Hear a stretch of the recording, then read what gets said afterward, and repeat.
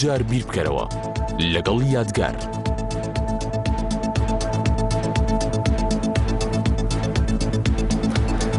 ئایا حزبەکانی کوردستان لە بنەمای سازان تێگەشتون؟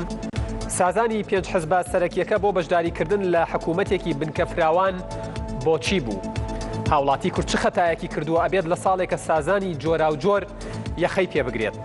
ئایا پارتی ئامادەیە بێتە ژێرباری پرۆژەی ئەو چەند لایەنە بۆ هەموارکردنەوەی یاسای سەرۆکایەتی هەرێم، یاخود ئەو حزبانە ئامادەن دەستبەرداری پرۆژەکانیان بن؟ دەوترێت هیچ لایەنێک لەگەڵ سیستمی سەرۆکایەتی نییە بە پارتیشەوە، کەواتە ئەم شینە بۆ چ هەریسەیەکە؟ هەموو لایەنەکان ئەڵێن دوور لە بەرژەوەندی تەسکی حزبایەتی هەنگاو دەنین. باشە کێیە بەو ئاراستەیە هەنگاو نانێت؟ هەموو لەگەڵ سازانن، پرسیارەکەش ئەوەیە کێ لەگەڵ سازان نییە؟ ئەزیزانم، لە کاتی بەرنامەکە ئەوە تا ئێستا من کۆپیەکم لایە پەیامی سەرۆکی هەرێمی کوردستان بڵاو بووەوە کە بڕیار بوو دوای بەربانگ بڵاو بێتەوە، ئەوە تا بڵاو بۆتەوە من کۆپیەکم لایە. ئەوەی تەنها ئەمەوێت تەرکیزی بخەمە سەر و لە بەرنامەکەشە زیاتر گرنگی بەم پەیامە بین، ئەوەیە ئەڵێت لە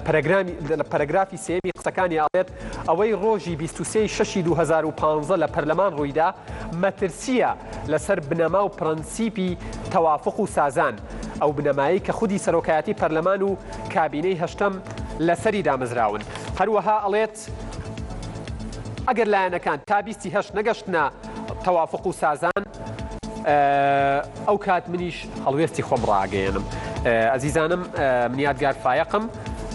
ئەم شەو با شێوەیەکی ڕاستە و خۆ لە پایتەختی هەرێمی کوردستانەوە لەگەڵتانە بم بۆ پێشکەشکردنی ئەڵقەیەکی دیکەی دووجار بیر بکەرەوە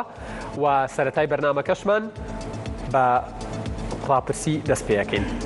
کۆنتڕۆڵەکانتان ئامادە بکەن، ئەچینە لای ڕاپرسی یەکەمی ناوە مەڵقەیە. بێگومان ئەو کاتە بڵێن پەیامەکە بڵاو نەبوو بۆیە بەم ئاراستەیە ئێمە پرسیارەکەمان داڕشتووە. پێت باشە سازان بۆ پرسی سەرۆکایەتی هەرێم کەس دەست بە دەنگدان نەکات، سوپاستانەکەم. پێت باشە سازان بۆ پرسی سەرۆکایەتی هەرێم 1 لە مەکتەبی سیاسی حزبەکان بکرێت، 2 لە هۆڵی پەرلەمان بکرێت، 3 بڕیارم نەداوە ئاگادارم کردنەوە دەست بە دەنگدان بکەم. فەرمونون، سی چرکەتان هەیە.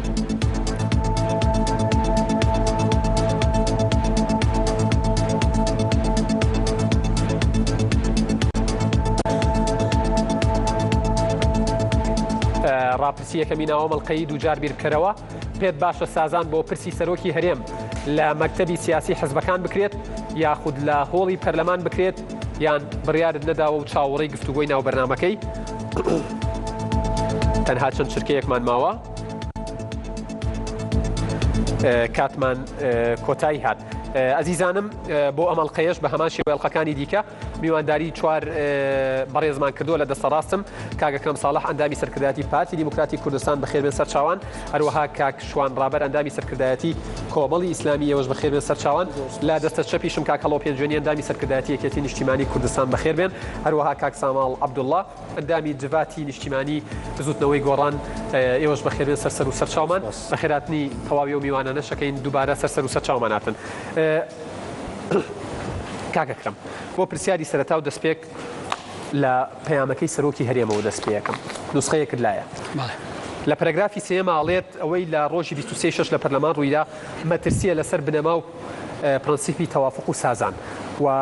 لایەنەکان دوای من ڕێگەیان پێم کە قسەی خۆیان بکەن بێگومان، بەڵام ئەوان دەڵێن ئەوەی کراوە تەنانەت پەرلەمانتارێک سەرۆکی فراکسیۆنی پارتی دیموکراتی کوردستان جوتی ئاساییە و یاساییشە. بۆ مەترسیە. بێگومان لە دوای هەڵبژاردننی 25/7/2013 لەو قۆناغی کە پرسی ئۆپۆزیسیۆن کۆتایی هاوە لە دوای هەڵبژاردن هەموو لایەنەکان بڕیاریاندا لە کوردستان بەشداری لە حکوومەتی بنکەفراوان بکەن. بڕیار درا حکوومەتی بنکەفراوان لەسەر پنەمای سازانی سیاسی و نیشتیمانی بێ. ئەو کات ئەگەر پارتی دیموکراتی کوردستان لەسەر بنەمای سازان نەبوایە، دەیتوانی لەگەڵ لایەنێکی سیاسی تر هاوپەیمانەتی بکە و حکوومەتی زۆرینە پێک بێنێ و سازان نەکا وەک جاری پێشوو هەندێک لایەن لە ئۆپۆزیسیۆن بن و هەندێکیش لە دەسەڵات بن. بەڵام لەبەر ئەوەی کۆدەنگیەک هەبوو لەسەر ئەوەی حکوومەتی بنکەفراوان هەبێ و لەسەر بنەمای سازانی سیاسی بێ، پارتی دیموکراتی کوردستان هەوڵیدا سازانێکی سیاسی نیشتمانی بکا کە لە بەرژەوەندی هەموو لایەک بێ بەتەنها پارتی ئەمەی کردیا هەموو لایەک پێی رازی بن هەموو لایەک پێی رازی پارتی خاوەنی پرۆژەکە بوو لایەنەکان هێنرایەنەوە بەو پێی پارتی زۆرینەی پەرلەمانی هەبوو و پارتی مکەلەف بوو بۆ ئەوەی حکوومەت تەشکیل بکە پارتی دەستی بە دانوستان کرد و بۆ ئەوەی سازان لە کوردستانە دروست بێ ماوەی دەستپێکردنی حکوومەت 9 مانگی خایان بۆ ئەوەی هەموو لایەنەکان رازی بن لە کوردستاندا بەشداری لە حکوومەتی بنکەفراوان بکەن و هەر لەبەر بنەمای سازان و تەوافق لەبەر بەرژەوەندی نیشتمانی و یەکڕیسی و گوتاری سیاسی کورد پارتی دیموکراتی کوردستان قوربانی زۆر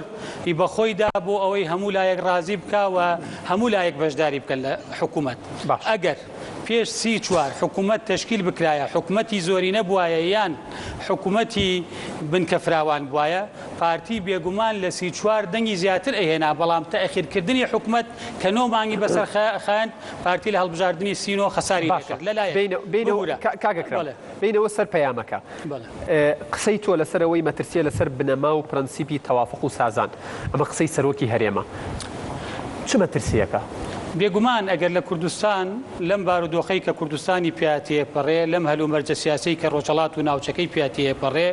ئەگەر سازان لە کوردستان نەمێنێ هەر جۆرە گرژی و ئاڵۆزیەک لە پەیوەندی سیاسیەکان لە پێکێنانی حکوومەت لە تشکیل لە پاشەکشە لەو هەو پایمەنەتی کە لە نێوانلایەنە هەوڵەدا بۆەوەی سازان نەمێنێ ئێمە بەلای خۆمانەوە لە 2 ساڵی ڕابردوودا هەموو کارێکمان کردووە بۆ ئەوەی سازان و یەکڕێزی کورد بپارێزن. پێتان وایە خاوەنی ئەو پرۆژانەی پەرلەمان ئەوانن کە نایانەوێت سازان بمێنێ یەکێتی و گۆڕان و کۆمەڵ و یەکگرتو بزوتنەوە ئەوە بۆ چوونی ئەو لایەنانەیە من بەنسبەت تۆ بۆ چوونی خۆتم پێ بڵێ تۆ وتت پارتی ئەوە سەرۆکی هەرێمیش کە سەرۆکی هەرێم و سەرۆکی پارتیشە ئەڵێ ئێمە لەگەڵ سازانین ئێمە پێمان وایە کێ لەگەڵ سازان بەڵێ ئێمە پێمان وایە بۆ هەموو پرسە سیاسیە چارە نووسازەکان کە پەیوەندە بە سیستەمی سیاسی حکومڕانی لە کوردستان و پەیوەستە بە ئایندەی سیاسی هەرێمی کوردستان پێویستە لایەنە پرسانە پرسی سیاسین پێویستە لایەنە سیاسەکان ڕێکەوتنی سیاسی سازانی سیاسی بکەن جوابی منت نەدایەوە پارتی دیموکراتی کوردستان وەکو پارتی دیموکراتی کوردستان لەگەڵ ئەندامی مەکتەبی سیاسی قسەکراوە لەگەڵ سەرۆکی فراکسیۆن قسەکراوە ئەم ێوارەیە ئەندامێکی سەرکردایەتی پارتی دیموکراتی کوردستان میوان بوو ئەوە سەرۆکی هەرێمە کە سەرۆکی پارتی دیموکراتی کوردستانیشە ئەڵێت ئێمە لەگەڵ سازانین باشە کێ لەگەڵ سازانیە زۆر بە کورتی ئەوە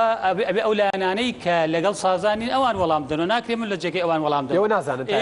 ئێمە وەک پارتی دیموکراتی کوردستان بۆ سەریحنی بەڵێ زۆر سەریحم ئێمە وەک پارتی دیموکراتی کوردستان لەگەڵ سازانین لە 2 ساڵی ڕابردوودا هەموو بنەماکانی حکوومەت و دابەشکردنی پۆستەکان لەسەر بنەمای سازان بووە ئەگەر لەسەر بنەمای سازان نەبوایە نە لە بەغدا نە لە هەرێمی کوردستان بەڵێ ئەم 5 لایەنەی کە لە حکوومەتی نە لە بەغدا نە لە هەرێمی کوردستان ئەو پۆستانەی بەم شێوەی دابش کراوە دابش نەدەبوون چونکە مەغدور بووە لە سازان و ئیستحقاقی خۆی بە لایەنەکانی ترداوە لەبەر سازان و یەکڕێزی نیشتمانی زۆر سپاس کاکشوان جەنابتان ئەندامی سەرکردایەتی کۆمەڵی ئیسلامین و یەکێک لەو لایەنەی کە پرۆژەتان هەبوو لە پەرلەمان و خوێندنەوەتان بۆ کردو ئامادەش نەبوون بچنە ژێرباری وەکو خۆتان ئەڵێن فشارەکانی پارتی دیموکراتی کوردستان ئەوە تا سەرۆکی هەرێم ئەڵێت ئەوەی ڕۆژی 23 لە پەرلەمان کرا مەترسیە لەسەر بنەما و پرەنسیپی تەوافق و سازان ئێوە ئەوەی کردوتانە مەترسی بووە ویستوتانە مەترسی بخڵقێنن بەناوی خۆی گەورە و میهرەبان سەرەتا زۆر سوپاسان دەکەم خۆی سەرەتا پێویستە دا هەندێک چەمک بگەیت بۆ نمونە کە باسی سازان دەکەین سازان مانای چییە و ئەوجا سازان چۆنە و ئایا چێ سازانی دەوێت یا چێ سازانی ناوێ و هەروەها مەسەلەی یاسا سالاریش ناکرێ ئەو چەمک و مەفاهیمانە هەرکەس بە ئارەزوی خۆی تەفسیریان بکەین یعنی کەمان ورید لا کەما ورید وەکو دەمانەوێ یا وەکو دەمەوێ یعنی ئەو چەمکانەما دەم باسی سازان دەکەین دەبێ هەمومان پێی ڕازی بین و هەمومان سازانی لەسەر بکەین بۆ نمونە یەکێک لەو چەمکانێک کە لە کوردستان تەنانەت بەڕێز سەرۆکی هەرێمی زۆر داکۆچی لەسەر دەکاتن ئەویش مەسەلەی یاسا سالاریە ئایا یاسا سالاری لە دەستوردان نەهاتووە مەسەلەی زۆرینەی دەنگ و ئەو جۆرەشتانە لە پەیڕەودا یەکلا نەکراوەتەوە با کاتێک کە چەند لایەنێک ئەگەر ناویشان نەڵێن کامەلایەن بە زۆرینەی دەنگ بە پێی پەیڕە و بە پێی یاسای پەرلەمان دانیشتنی ئاسایی خۆیان گرێ دەدەن بە ئامادەبوونی سەرۆکی پەرلەمان ئایا ئەوە چ جۆرە نایاساییەک و نادەستوریەکی تێدا دەدیترێ وەک باسم کرد کە مانوریت لا کەما ئورید یعنی خۆ ناکرێ ئێمە کاتێک کە شتێکمان بوێ بە ئاراستەی خۆماندا تەفسیری بکەین و کاتێک کە نەمانەوێ بۆ نمونە ئەمن ڕێزم بۆ کاگەکڕم ئەگەر یەک دوو خاڵ باسکەم یەک باسی نۆمانجی کرد باشە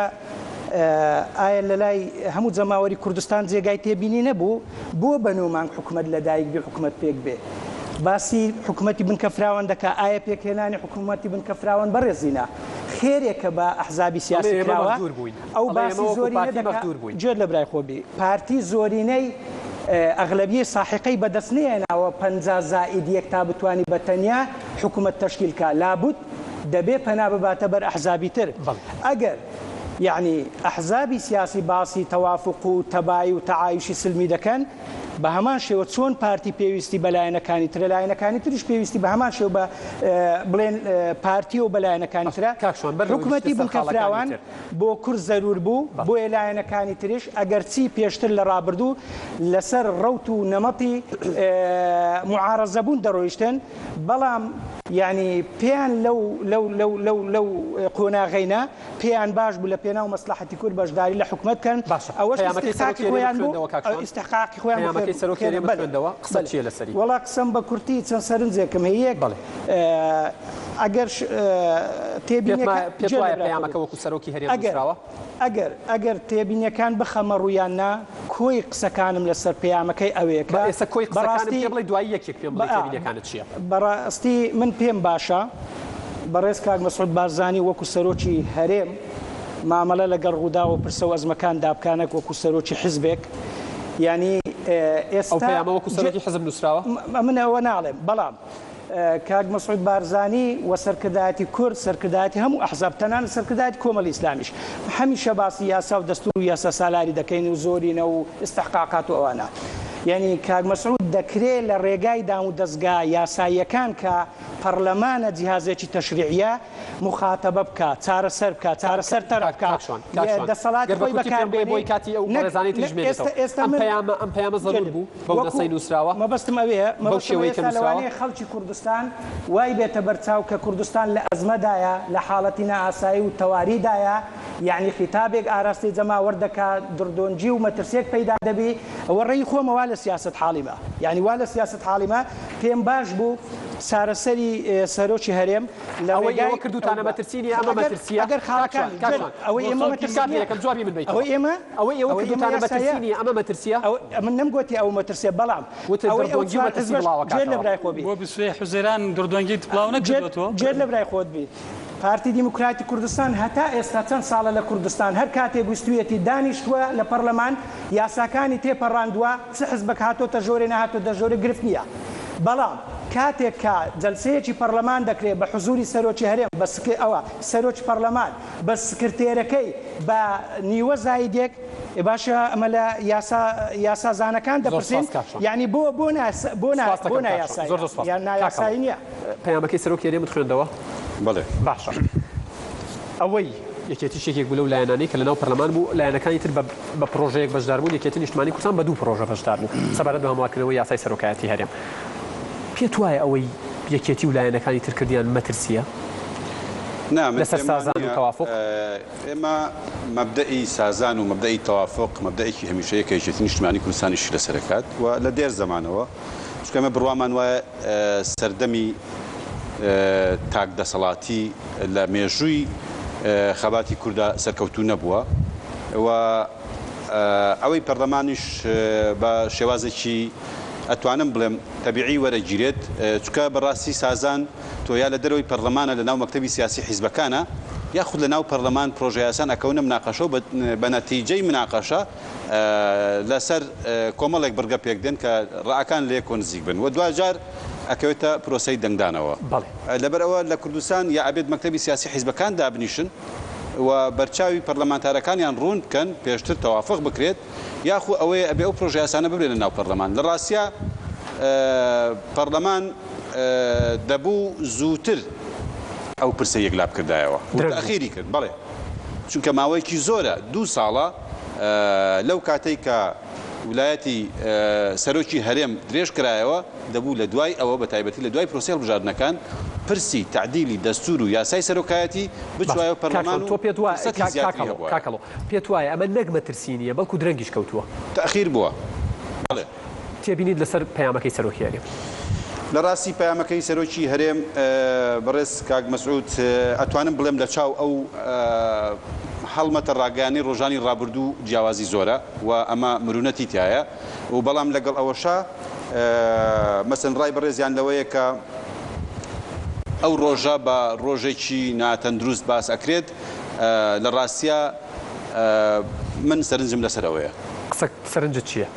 بە کورتی پێم بڵێ دوای یەکێکە چینە سەر بەڕای من تەندروستە یعنی ناتەندروست نییە باشە پەیامەکە چۆنە خوێنیتەوە وەکو پەیامی لە قسەکانی کاکشوان ناڵێم وادوو تۆ ئەڵێم وا دەرکەوت هەست کرا بەوەی کە ئەڵێت ئەم پەیامە وەکو سەرۆکی حەزب نووسراوە نەک وەک سەرۆکی هەرێم ئەخروتم نەبوو دوادوو تۆ خۆی پێ و تاریخ خۆی پێ بەڵێ زۆر باشە کاکەڵۆ ئەم وتارە بەو شێوەی نووسراوە لە ڕاستی لە ناوڕۆکی پەیامەکە شتی باشیشی هەستەکەی پەیامەکە توندیتایە بەڵام شتی باشیشیتایە لەوەی کە هەموو لایەنەکان هەنەدا بۆ سازدان و تەوافق و ئەمە کۆکردنەوەی سیاسیەکانە ئێمەژمانی کوردستان بە بەردەوامی داوای ئەومانە کردووە و دەمێکەیە بڕوامان وایە کە دەسەڵاتدارەتی و حکومڕانی لە کوردستان و یەکخیتابی قیادەی سیاسی لە کوردستان پێویستی بە سازدان و تەوافقە. ئەندامێکی سەرکردایەتی پارتی دیموکراتی کوردستان کاک عەلی حوسێن لە بەرنامەی تاوتوێی هاوکارم کارزان عوسمان ئەم ئێوارەیە پێ سەعاتێک وتی پرۆژێ ئەو لایەنانە مزایدەی سیاسی بوون دەبوو سازان بکرێت ئەوە ئێوە کردان مزایدە نەبوو نەخێر بۆچی مزایدەیە تۆ پێم بڵێ بۆ مزایدە یعنی ئەرکانەکانی مزایدە چییە؟ ئێوەی زانشەکان مزایدە باسەکەن یعنی پرۆژەیەک ئەگەر تەقدیمی پەرلەمان کرێ و لە پەرلەمان مناقەشە بکرێ و مزایدەیە نابە پێچوانەوە ئەوە یعنی شێواندنی ڕاستیەکانە بۆچی پەلەتان کرد بۆ دانەنیشتن بۆی ڕێک بکەون بگەن ئەنجامێک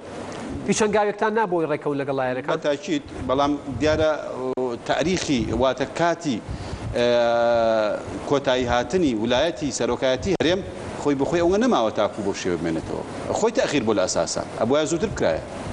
کەواتە تۆ ڕادوایە ئەوەی کراوە نەدژی تەوافقە نەدژی سازانە بەڵکو لە کاتی خۆیە و دواش کەوتووە بە تاکید ئێمە پێمان خۆشە هەموو حیزبەکان لەسەر مێزی گفتوگۆ کۆبنەوە و ئەو پرسە سیاسی ئەساسیانە کۆتایی پێبێت یعنی بە تەوافق و بە سازدان کۆتایی پێبێت باش کاک ساماڵ جەنابتان ئەندامی جڤاتی نیشتیمانی بزوتنەوەی گۆڕان و لێرە حسوورتان هەیە دیسانەوە دێمەوە سەرە و خاڵە چکەوت ینی زەخترین خاڵی ناو پەیامەکەی سەرۆکی هەرێمە ئەڵێت ئەوەی لە 23 لە پەرلەمان ڕوویدا مەترسیە لەسەر بنەما و پرەنسیپی تەوافق و سازانواڵی ئەگەر تا بیستی ئاب نەگەشتنە ڕێککەوتن نیش مۆقفی خۆمە بێ قسەی تۆ لەسەر ئەمە و دواتر لەسەر کۆی پەیامەکە. سپاس بەڕاستی باسکردنی 23 حوزەیران لەلایەن سەرۆکی هەرێمەوە کە پرۆژەیەکی یاسایی و دیموکراتی بە مەترسی بزانرێ من پێم وایە ئەم پەیامە مەترسیە خاڵای لەگەڵ کاکشوان خودی ئەم پەیامە مەترسیە چونکە پرۆژەیەکە بزوتنەوەی گۆڕان لە ڕۆژی دروستبوونیەوە باوەڕی و پەیامی ئەوە بووە کە سیستەمی حکومڕانی لەم هەرێمە گۆڕانکاری بەسەردان بەوەی کەوە باشترین سیستەم گونجاوترین سیستەم بۆ هەرێمی کوردستان سیستەمی پەرلەمانیە و سەرۆکی هەرێم لە ناو پەرلەمان هەڵبژێرێ و دەسەڵاتەکانی دیاری بکرێ و بەشێکی زۆری دەسەڵاتەکانی بدرێتە ئەنجومەنی وەزیرە. بۆیە من بەڕاستی پەیامەکە هەندێک شتی زۆر باشی تێدایە. بۆچی پێ دوایە ئەم پەیامە مەترسیە؟ ینی چی تایە کە مەترسی دروست بکە و پەیامە؟ ئەخر خۆی کە باز دەکات دەڵێ ئەمە مەترسیە بۆ پرەنسیپەکانی بنەمای تەوافق. من پرسیارەکەم وانە پێتان وایە کە وانە پرسیارەکەم من لە برادرانی پارتی ئەو پرسیارم ئەوەیە بۆ چەمچی سازان پێناسەیان چییە؟ بەلای ئێمە سازان بریتیە لە هاوشانی بوونی لایەنە سیاسیەکان سازانی زۆرینەیە سازانی هەموو بەلایەوە سازانی هەموو لایەکمان چۆن ئێستا لە پەرلەمان و حکوومەتی هەرێممان لەسەر ئەساسی سازان پێکهێنا بەڵام کە ئێمە حکوومەتی هەرێم و پەرلەمانمان پێکەینا هەموو لایەنە سیاسیەکان بۆچی هەوتان نەدا ئەو لایەنانە لەگەڵ پارتی دیموکراتی کوردستان بگەنە یەک سیغە و تەوافق بێتە ئاراوە شتەکەی خۆم تەواو فەرموو ئێمە کە لە پەیامی ئەو پەیامەی کەوا پەرلەمان و حکوومەتی هەرێمی لەسەر پێک هات بەوەی کەمە هەموو لایەنە سیاسیەکان بە بەرنامەی خۆیان هاتن بۆ ناو مفاوەزات و دانوستان لەگەڵ لایەنی براوەکە پارتی بوو بەڵام کە ئێستا لە مەسەلەی پرۆژەی هەموارکردنەوەی یاسای سەرۆکایەتی هەرێم بەبییرتان بێ سەرۆکایەتی پەرلەمان سەردانی سەرۆکی هەرێمی کرد سەردانی هەموو لایەنە سیاسیەکانی کرد و داوایان لێکرد زۆر بە ئاشکرا و بەڕوونی هەموو لایەنە سیاسیەکان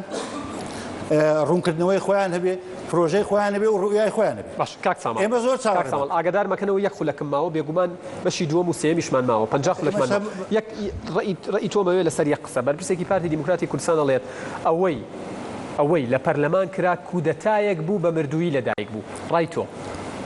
من پرسیار لە برادرانی پارتی دەکەم ئێمە وەکو گۆڕان بزنەوەی گۆڕان حەزبێکی سیاسی مەدەنی چەکدارمان نییە و ئەوەی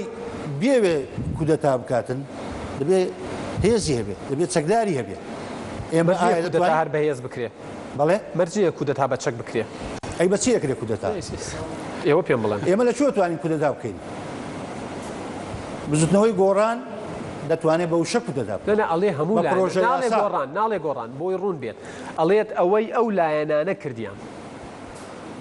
لە 23/6/2015 لە پەرلەمان کودەتایەک بوو بە مردووی لەدایک بوو ناڵێ بەس گۆڕان ئەو لایەنە سیاسیانە بێئومێد بوون لە پارتی دیموکراتی کوردستان لەوەی کەوا نە مەکتەب سیاسیان نە فراکسیۆنەکان ناو پەرلەمانی کوردستان ڕۆژێک نەهاتن و بە ڕوئیای پارتیش ئەو معنیە بەوەی کەوا باز لە مەوزوعی سەرۆکایەتی هەرێمکە کە دەبایە ئەو پەرۆشی هەبایە بۆ ئەو مەسەلەیە بەهاتبایە لە دەرەوە لەگەڵ لایەنە سیاسیەکان و فراکسیۆنەکەیان لە ناو پەرلەمانی کوردستانش هەماهەنگی بکردبایە لەگە فراکسیۆنەکان و پرۆژەی خۆی پێشکەش کردبایە زۆر سپاس کاک ساماڵ بێگومان ئەزیزانم گفتوگۆکەمان بەردەوام بێت پاش چەند خولەکێکی کەم.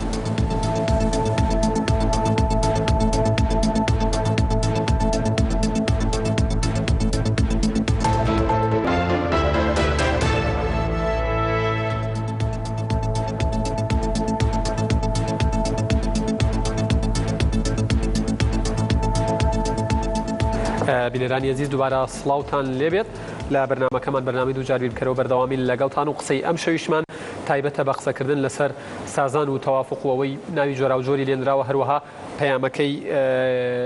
نیو سعات لەمە و پێشی سەرۆکی هەرێم. کاکەکرم دێمەوە لای جەنابتان بەزەقی کاکشوان و کاک سامان لە قسەکانیانە وتیان ئەم پەیامە مەترسیە نەگەوەی لە پەرلەمان کراوە. من نەمگوت مەترسێ گوتمە زۆرێک لە دڵە ڕاوچێ دروستەکە چۆن دڵە ڕاوچێ دروستەکە مەترسی نیە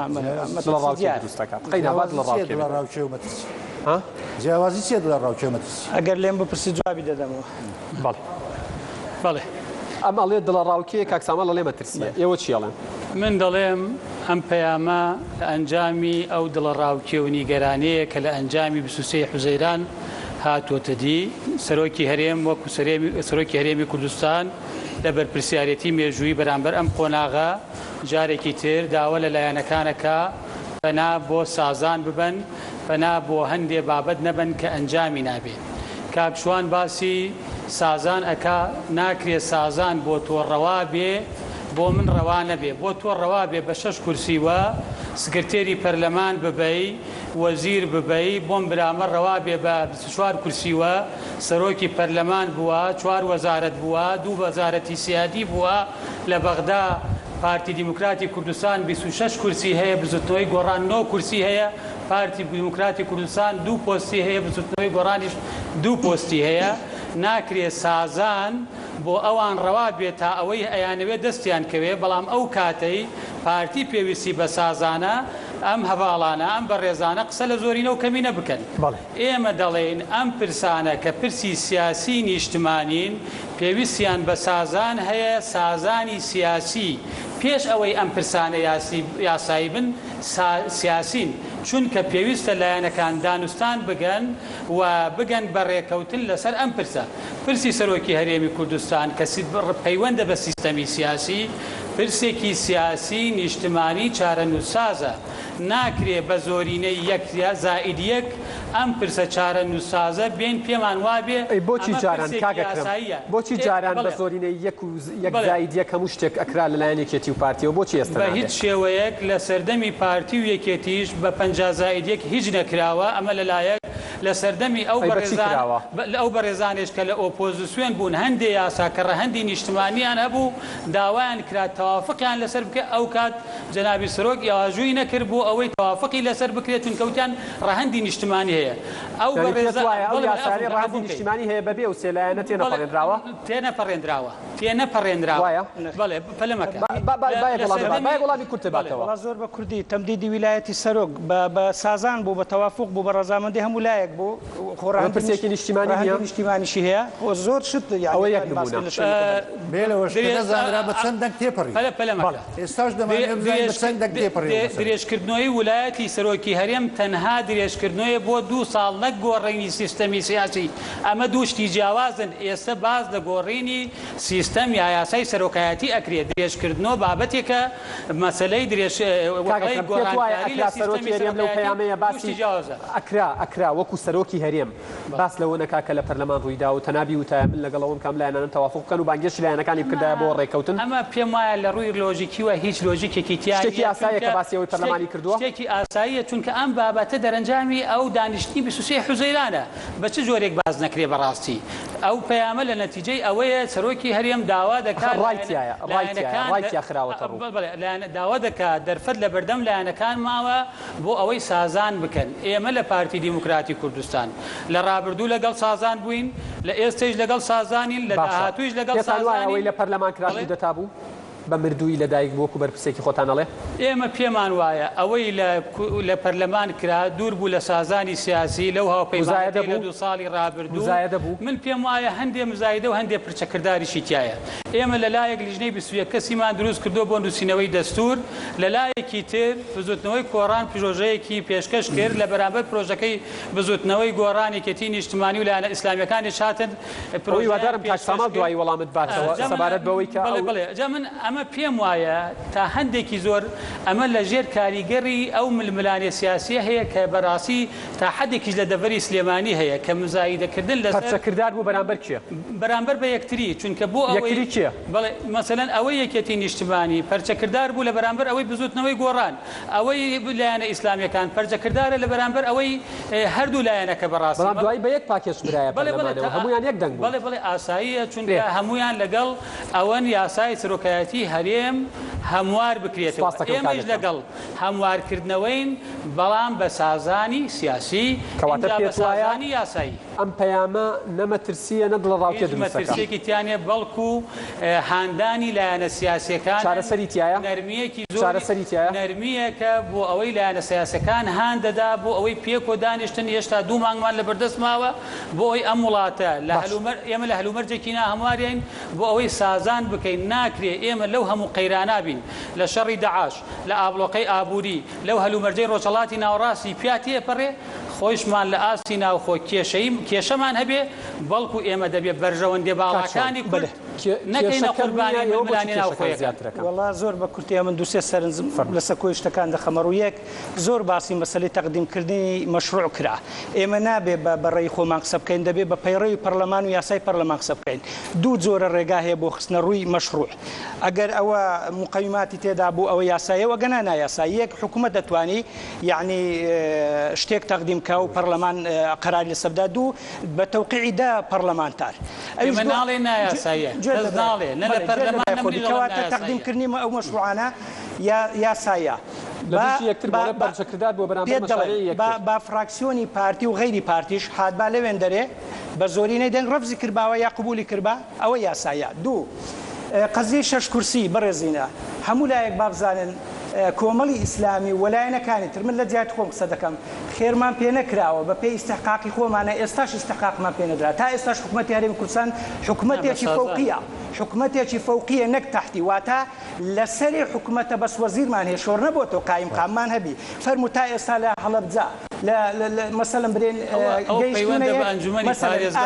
ئایا هەموو حزبەکان قایم قاممان هەیە مدیر نەحیەمان هەیە مدەڕای عامان هەیە نەخر نوقتەچی دی مەسەلەی سازان زۆر باز دەکرێت بەڕێزینا ئەڵێ بۆچی بۆ خۆتان باش بوو کە سازانتان کرد و ئەمە مشتتان وەرگرت بۆچی بۆ پارتی نابێت جێت لە برای خۆبی سازان فەرموو وەکو نوێنەری کۆمەڵی ئیسلامی فەرموو ئەوە دەیخەمەڕ و ئێمە ئامادەین بە سازان چیە سازان ناکە با پارتی نەبەیان دەرکا نەبایکۆت بکە با بێ سازان بکە چ سازان لەناو پەرلەمان دەکات چ لە دەرەی پەرلەمان ئێوە تەرحتان لەناو پەرلەمان ئێوە مفاتەحەی ئێوە لەگەڵ پارتیە قسەتان کردووە بڵێن ئێمە مەشروعێکی وامان هەیە وەرن با پێشەوە دانیشین جێت لێبی تۆ جوابی خۆم کەم باشترا ئەی مەسەلەی سازان ئەوەش پێمان وانەبی هەموو سازانێک لە نێو پەرلەمان باشە ئێمە باسی یاسە سالاری ناکەین تەفعیلی ئەجهیزە ناکەین باشە بۆ هەندێک پەرلەمان با دەوری خۆی ببیری پەرلەمان جیهازێکی یاساییە تەشریع مادام کۆبوونەوەیەکی بە نیوەزایدیە کرد بۆ نایەسایە مادام مەشروعێکی ڕەفز کردو یا قبول کرد بۆ نایەسایە جەنابی سەرۆکی هەرێمی شوایە با سەلاحیەتی خۆی لێرە بەکاربێنی ئەڵێ ئێمە نەمان و تۆ نایاساییە ئەڵێ جەناب نەت بۆ بەرپرسێکی باڵای پارتی دەڵێ نەک نایاسایە دەرێ کودەتایە کودەتایەکە و بە مردویش لەدایک کودەتای جێ لە برای خۆبی ئەگەر کاری یاسایی لە کوردستان کودەتابی دەبێت کاری نایاسایی و ئەسکەرتاری چبی چ پێناسەیەکی بکۆین ئەگەر حزبێک بە یاسا کار بکە یا چەند کوتلەیەک بە یاسا کار بکەن ئەوە کودەتابی ئەگەر پێچەوانەی نایاسا دەبێت پێناسەیەکی هەڵبگرن نوقتەیەکی تر بەڕێزیرا مەسەلەی باسم کرد مەسەلەی سازان با پارتی نەبیان دەرکا نە ئیمتیناع و بایکۆت کە با بێ لەوێن دەرێ فراکسیۆن کردووە پارتی باین دەرکردووە ئێمە کوتلەیەکی پەرلەمانی لەگەڵ سەرۆکی هەرێم بەیانی دەرکردووە سەرۆکی هەرێمە سەرۆکی هەرێم بەیانی دەرکردووە عزیزم ئەمن دەڵێم کاکشوان ئەمە سەرۆکی هەرێمە یا سەرۆکی پارتیە با لێ تێ بگەین چۆن سەرۆکی هەرێمە چۆن سەرۆکی پەرلەمان استخدامی صلاحیەتی یاسایی خۆی دەکا با سەرۆکی هەرێمیش استخدام کە یا قبولی بکە یا ڕەفز بکە ناڵێ مەسەلەن یاسایەک دەستە بەردەمی ئەگەر 15 ڕۆژ ئیمزای کردبووەوە پێز بە سەرۆکایەتی من بەڕاستی بە سەراحەت من ئەوەم زۆر پێ باشترا کە کێشەکان بە یاسایی بی بە تەفەهوم بی بە تێگەیشتن بی بە استخدامی صلاحیەتی یاسایی خۆمان بی نەک بەوە کە بۆ نمونە شتێکمان پێخۆشە پێمان یاسایی بی شتێکمان پێ ناخۆشە بۆنایس ئەو مەبدا بۆ کۆمەڵیش پارتی ئێستا واکە ئەو جارێ حاڵەت ئێستا وایە حاڵەت ئێستا پارتی دەڵێ زۆر بە کورتی ئەتو نەک نایاسایە تو دەرێ پارتی دەرێ کودەتایە زۆر بە کورتی لە ماوەی ڕابردوو دوو جار شاندی پارتی دیموکراتی کوردستان لە ئاستی جێگری سەرۆکی پارتی مەکتەبی سیاسی پارتی سەردانی هەموو لایەنە سیاسەکانیان کردوون گفتوگویان لەگەڵ کردوون و هەموویشیان هاوڕابوونە لەگەڵ سەر ئەوەی کە دەبێ پرسەکان سازانی سیاسی لەسەرکردنەوەی یاسای سەرۆکایەتی هەرێم لارایانە بۆ لەگەڵیان بەڵێ باسی یاسای سەرۆکایەتی هەرێمی لەگەڵیان باس کراوە باشە پارتی ناتناوە هەموو ئەوانە ڕایان وابووە پێشا سازانی سیاسی بکەین اینجا سازانی یاسایی لەسەر بکرێ ئەوە بەبەتەوەی کاگەڵێ لەدەرەوەی پەرلەمان ڕێکەون و لە پەرلەمان بەس دەست بەرزکەنەوە نەخێر بە یاسا بکرێ مە بە شتێک باسکەین لە ڕووی واقعیوە ئەو فراکسیۆنانی لە پەرلەمانن بۆ پرسە سیاسیەکان هەمویان دەگەڕێنەوە بۆ لای حزبەکان ئەکرێ فراکسیۆنی پارتی یا گۆڕانی یەکەتی نیشتمانی لە پرسێکی وادا بەبێ ئاگاداری حزبەکەی دەنگ بدا یا ڕای بدا ڕەنگ بێ لە پرسە بەدەنی و کۆمەڵایەتی و ئەو بابەتانەی پرسی ئیدارە و ژیانی هاوڵاتین پێویست نەبێت بۆ گەڕانەوە بۆ حزبەکان بەڵام نەک لە کوردستان لە هەموو دنیای پێشکەوتو بۆ پرسە سیاسی نیشتمانی چارە نووسازەکان فراکسیۆنی پەرلەمانی دەگەڕێتەوە بۆ لای حزبەکەی خۆی. زۆر سپاس کاگەڵۆ. ڕایەکی تر هەیە هەر لەناو پارتی دیموکراتی کوردستان ئەڵێت ئەو لایەنانەی پرۆژەیان پێشکەش کرد خوێندنەوەیان نەبوو بۆ واقعی ئەمڕۆی کوردستان و پرۆژەکەیان پەلەپەلی پێوە دیار بوو وەکو کاک ئەکرەمی ژووتی کوردستان خۆی لەناو دەیان گێژا و کێشە و قەیرانەیە هەر قەیرانە و خۆیەکا بە ماڵی هاوڵاتیە بۆ ئەمەتان کردەوە پێت وایە ئەمە ئێوە خوێندنەوەتان نەبووە؟ بەڵێ نا بێگومان ئەتوانم بڵێم نەک پەلەپەلی پێوە دیار نەبوو وەکو جاری پێشوش باسمان کرد دەبوایە زووتر ئەم پرسەیەک لا بکرایەوە چونکە لە ڕاستیە ئەو قۆناغە هەستیارەی کە گەلەکەمانی پیاتی ئەپەڕێت و عێراقی پیاتی ئەپەڕێت و خۆرهەڵاتی ناوەڕاستی پیاتی ئەپەڕێت هی ئەوەیە کە لایەنە سیاسەکانی کورد زووتر خۆیان ئامادەکەن و ناوماڵی کورد باشتر ڕێک بخرێ و ئەو کێشە یاسایانەی کە هەیە و ئەو خلافە سیاسیانەی کە هەیە لەسەر بابەتە نیشتیمانیەکان زووتر بچین بە دەمیانەوە سازدانی لەسەر بکەین لەم تۆقیتە ئەمەتان کرد خەمی چیتان هەبوو ینی خەمەکە چی بوو کە ئەترسان لێی لە ڕاستیا یاسایەکەی کە یاسای سەرۆکایەتی هەرێمە و لە هەمان کاتە مەوعیدەکەی مانگێک و 20 ڕۆژی ماوە ئەمە قەیرانێکی یاسایی دروست دەکات لە هەمان کاتیشا پرۆژەی دەستورێکێکە لەو مەسەلە گرنگانەی کە تازوو تەواو بێت باشتر ماڵی کوڕێگە خات و ئەبینین کە لەسەر دەسەڵات و دابەشکردنی دەسەڵات لە کوردستان دەمێکە چێشمەکێش هەیە و دەمێکە ئەم پرسە مناقەشەی لەسەرکرێ و ئەجوڵێنرێ و ئەو دۆخە سیاسیش کە لەبەر دەمانایە ئەو گۆڕانکاری کە لە ناوچەکانایە ئەو مەترسیانەی کە لەبەر دەمی گەلەکەمانایە و ئەو دەرفەتانەشی کە ممکنە لە ئەنجامی ئەو زروفە سیاسیە لەبەر دەمی گەلەکەمان دروست بێت پێویستی بەوە هەیە کە لایەنە سیاسەکان بە زووترین کات لەسەر بابەتە سیاسی و یاساییەکان لەناو وڵات ڕێبکەون و تاکو بەهێزێکی بەقوەترەوە بەرامبەر بەو وتەبێژی یەکێتی نیشتیمانی کوردستان ئەم ێوارەیە وتی هەرگیز ناهێڵین سی حوزەیران دووبارە بێتەوە ئێوە کە ئەم یاسایان ئەم پرۆژە یاسایانەتان تەقدیم کردووە لەوە ترساون سی حوزەیران دووبارە بێتەوە نا مەسەلەکە ئەوە نییە مەسەلەکە ئەوەیە کە ئێستا وەکو ساڵانی ڕابردوو نییە ئێستا نوێنەری زۆرینەی کۆمەڵانی خەڵک لەناو پەرلەمانایە نوێنەری زۆرینەی کۆمەڵانی خەڵک لەناو حکومڕانی وڵاتایە لەبەرەوە پێویستە ئێستا حکوومەت دامودەستگاکانی حکوومەت دامەزراوەکانی هەرێمی کوردستان بە دەسەڵاتی تەشریعی و تەنفیزیەوە پرسە سیاسیەکان پرسە یاسایەکان زوو یەکلا بکەنەوە ئەو کاتە تێپەڕیکە بەشێکی معارەزە بوو لە دەرەوەی با بڵێن حکومڕانی بوو و پرسە ئەساسیەکان ڕوبەڕووی دوو لایەن ئەبەوە ئێستا لەسەر ئەساسی سازان ئەو حکوومەتە دروست بوو لەبەرەوە پێویستە هەموو لایەنەکان بەخەمەوە بچن بۆ کاکەڵ وەکو لە پەیامەکەی سەرۆکی هەرێمە خۆت خوێندووتەوە باس لەوە کاکە ئەوەی لە پەرلەمان کراوە دژی نەمەترسیە لەسەر تەوافق و سازان باشە ئێوە وەکو یەکێتی نیشتیمانی کوردستان ئامادەن دەستبەرداری پرۆژەکەتان بن بۆ ئەوەی مەترسی دروست نەکەن بۆ سەر تەوافق و سازان نەخێر پرۆژەکە پرۆژێکی یاسایی ئەکرێت گفتوگۆی لەسەر بکرێت لە نێوان لایەنە سیاسیەکان و کۆبوونەوەی پێنج لایەنەکە دروست بێت و هەروەها لایەنەکان باشتر دابنیشن هەرکەس بە پرۆژەی خۆی و مناقەشەی لەسەر بکات و دوجار پرۆژەی گشتگیر دروست بێت چونکە خاڵی هاوبەشمان زۆرە ئەگەر دانیشتن لەگەڵێکە ئامادەن سەحبی بکەنەوە سەحبکردن نا لە ئەنجامی گفتوگۆ و دانیشتن ممکنە گۆڕانکاری بەسەر هەنێ فەرقەکەی بێت دەستبەرداری ممکنە یەکێتی نیشتیمانی کوردستان بە پرۆژەی خۆیەوە داخلی پرۆسێکی سیاسی و یاسایی بووە باش زۆر سپاس کاک ساماڵ ئێوە بۆچی چاوەڕێتان نەکرد لیژنەکەی دەستور بە ئەنجامێکەوە لەو دانیشتن و گفتوگۆیانەی ڕۆژانەی کەن بێتە دەرەوە اینجا پرۆژە تەقدیم بکەن من حەز دەکەم فرسەتی زیاترم دەی لەبەرەوەی فەرموو زۆر قسەکرا لەسەر ئەو مۆزوع بەڵێ مەسەلەی دەرفەتدان و دەرفەت نەدان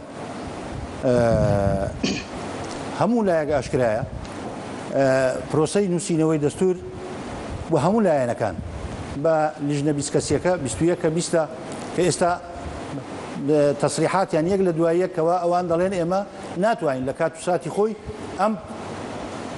پرۆژەیە بنووسرێتەوە و بکرێتە ڕاپرسیەوە و دەنگدانی لەسەر بکرێت دوو بەڕێز سەرۆکی هەرێم داوای لە کۆمیسیۆنی هەڵبژاردننی هەرێم کرد کەەوە هەڵبژاردن بکرێت بۆ سەرۆکایەتی هەرێم کە وەڵامەکەیان ئەوە بوو کە ئێمە پێمان ناکرێت ئەوە بکرێت وە کات و ماوەکەش ئەوە نەکات مەسەلەیەکی زۆر گرنگ هەیە کە ئێمە وەک بزوتنەوەی گۆڕان لە بیدایەتی دەردکردنی یاسای سەرۆکایەتی هەرێم ئێمە دەستمان نەبووە لە نووسینی ئەم یاسایە هەر بۆیە تانەوێ بیگۆڕن جاری دووەمش کە یاساکە هەموار کراوەتەوە و جاری سێم کە 2 ساڵ بە نایاسایی بۆی دەرێژ کراوەتەوە خودی هەردوو لایەنەکە ئەو کاتی پارتی دیموکراتی کوردستان و یەکێتی نیشتیمانی کوردستان ئەو ماوەیان بەو شێوە لێ کردووە کە جارێکی تر بەڕێز سەرۆکی هەرێمی کوردستان ناتوانێت جارێکتر خۆی هەڵبژێرێتەوە و لە 1970 کە ناتوانێت خۆی هەڵبژێرێتەوە خەمی چیتانە لە 1970 کاک ساماڵ بە پێی ئەو یاسایی ئێستای سەرۆکایەتی ئەگەر هەموار نەکرێتەوە و بگەینە بیستی ئاب چی ڕوو ئەدا لە 1970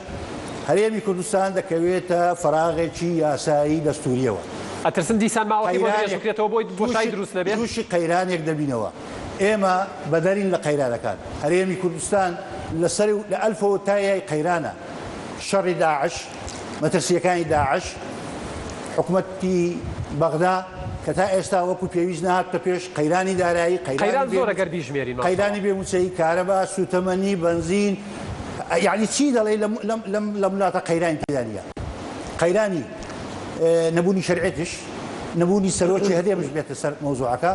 کە ئەمە کارەساتە بەڕاستی بۆیە ئێمە کە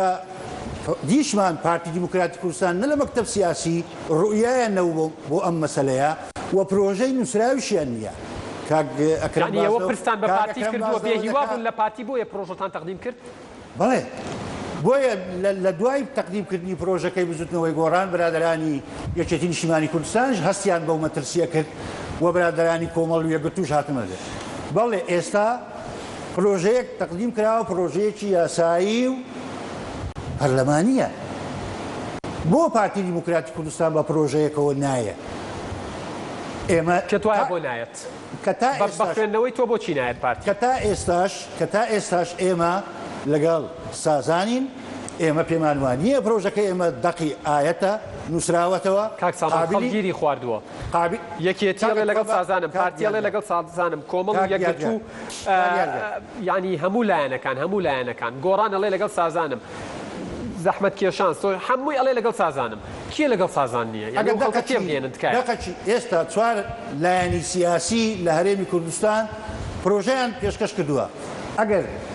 ئەو لایەنەی کە دەڵێ سازان نییە لەسەر چی سازانی لەگەڵ بکەم پرۆژەی نییە ڕوئیای وازعی نییە ئەگەر پارتی نێتە ناو پرۆژەکەیەوە کەواتە ئەو لەگەڵ سازان نییە بەخێر بە تاکید وایە بە تاکید پارتی لەگە سازان نییە ئەگە پارتی لەگە سازان بێ ڕوئیای خۆی و پرۆژەی خۆی بێنێ بۆ ئەوی مناقەشەی بکەین چۆن ئێمە کاتی خۆی ئەوان براوەی یەکەم بوون هاتین ئەو بەرنامەی کە ئەوان لایەن نابوو ئێمەش بەرنامەمانەوە بۆ داخلبوون لەو حکومەتە بەبێ بەرنامە ناتوینە من حەزەکەم مەزان دێ باسی لەوە کردەوە قسەکانت تاوەکی کاتیەوە بەڕێز زۆر باز لەوە کراوە کاگەکەم باز لەوە دەکات کە پارتی دیموکراتی کوردستان وەکوی خێرێکی بە بزنەوەی گۆڕان کردبێ بزنەوەی گۆڕان 24 کورسیە ناوە نوێنەرایەتی نزیکای 500,000 دەنگ لە کوردستان دەکاتن ئەگەر پارتی دیموکراتی کوردستان 150 بێ نابایە حکوومەتی توافق سازانی دروست دەکرد ئەڵێ هیچمان نەکردووە 50 زایدێک سارەگە سەدەیەکە ئەوە وەزعی سیاسی هەرێمە سارەگە سەدەیەکە تقریبەنەوە 24 ساڵە لە 24 ساڵی ڕابردوو ئەمە وەزعی هەرێمە